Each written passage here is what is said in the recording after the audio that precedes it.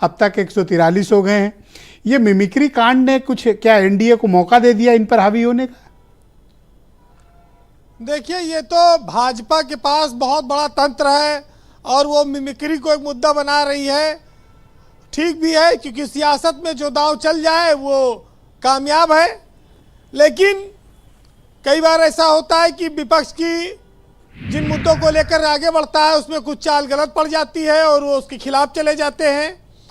भाजपा के पक्ष में बात इतनी है कि उसकी गलतियां छुप जाती हैं और विपक्ष की गलतियां उजागर हो जाती हैं और उस पर हंगामा मच जाता है। बीजेपी उसको अभियान बना लेती है। लेकिन जाट समुदाय से जोड़ना इस देश में राष्ट्रपति और प्रधानमंत्री, उपराष्ट्रपति, इनकी जाति तो बहुत कम बताई जाती थी। कभी इस पर बहुत सारी बातें नहीं होती थी जाति आधार पे। कल को लोग मुख्य चुनाव आयोग तो भारत के मुख्य न्यायाधीश सबकी जाति बताने लगे तो ये सब चीज़ें थोड़ी सी अटपटी सी हैं। लेकिन 143 के करीब सांसदों का निलंबन, कल्याण बनर्जी उसमें उनका मिमिक्री केस, दूसरी ओर मोदी की गारंटी वैन गांव-गांव में घूम रही है।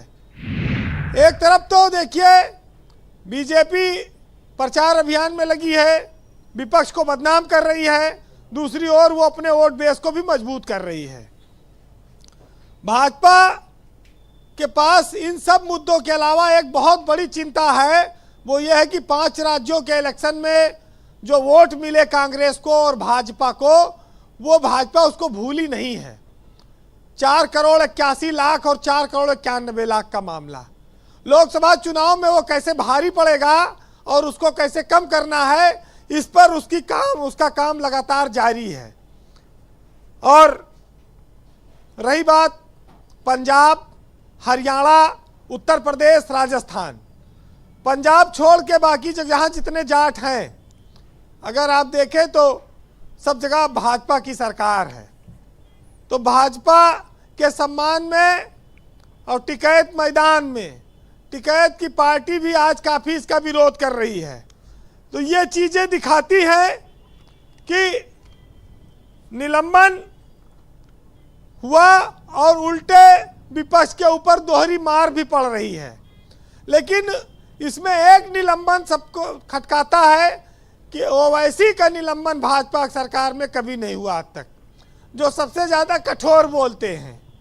ये भी एक बड़ी महत्वपूर्ण बात है। वैसे ब्रजेश जी, जब से 3 राज्यों में मोदी जी ने नए मुख्यमंत्री बनाए हैं, तब से हर जगह नेता कुर्ता चमकाए एकदम घूम रहे हैं। पता नहीं कब किसको पकड़ के मुख्यमंत्री पद की शपथ दिला दी जाए। हमारे राकेश त्रिपाठी जी जानते हैं कि वो तो महामंत्री थे मध्य प्रदेश वाले, संगठन के आदमी थे जिनको मुख्यमंत्री बनाया गया है। अब सबसे बड़ी चिंता इस बात की है इंडिया गठबंधन के सामने कि उत्तर भारत में या पूरे देश में जितने मुसलमान वोट हैं उसकी लड़ाई चल रही है। उसमें उसको अपने पक्ष में करने में तो विपक्ष लगा है, लेकिन भाजपा एक विशुद्ध हिंदूवादी पार्टी के तौर पर एक बड़ा वोट बैंक अपने साथ ले जाती है। राष्ट्र धर्म, मंदिर मुद्दा, राम मंदिर, काशी, ये जो ताकत है बीजेपी की, ये उसके तमाम कमियों को ढक देती है। और इसीलिए कहते हैं कि जो 133 सांसद निलंबित हुए हैं, अगर आप देखेंगे तो इंदिरा गांधी के ज़माने में एक ठक्कर आयोग गठित हुआ था और उस समय जब वो आयोग की रिपोर्ट पेश हुई तो संसद में 65 सांसद निलंबित किए गए थे और आज 143 के करीब पहुंच गए हैं। तो ये दूसरी बार शायद देश में इतनी बड़ी संख्या में निलंबन हुआ है।